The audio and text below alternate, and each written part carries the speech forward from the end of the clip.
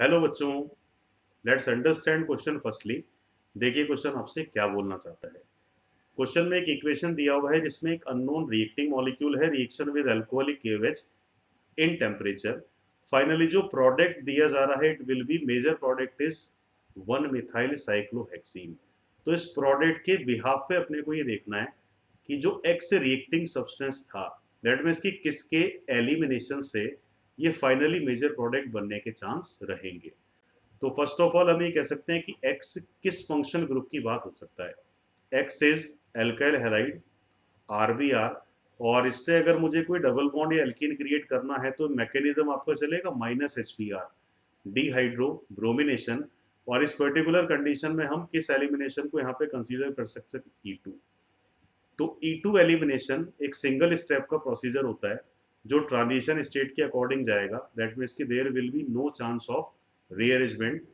अब E2 elimination में अगर हम स्टीरियो केमिस्ट्री के बिहाफ पे देखें तो स्टीरियो एलिमिनेशन स्टीरियो केमिस्ट्री के बिहाफ पे E2 एलिमिनेशन ये अपने आप में एक एंटी एलिमिनेशन का केस होता है।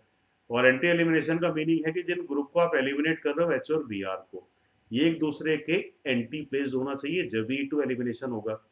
अब देखिए कि अगर मैं फर्स्ट ऑप्शन की बात करूं तो Br के नेक्स्ट पोजीशन पे मिथाइल है और मिथाइल के साथ में यहाँ पे एक और एटम जो एग्जिस्ट करेगा इट विल बी हाइड्रोजन। तो ये भी वेज है और ये हाइड्रोजन भी किस ओरिएंटेशन में आ गया, वेज में।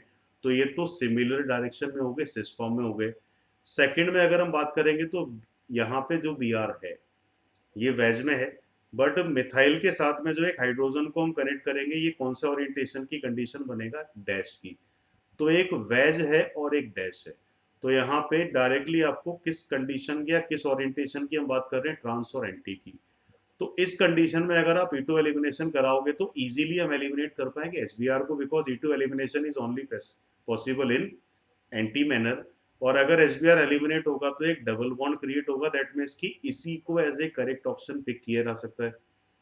और option number 2 is final answer. तो I hope you all understood this question. All the best.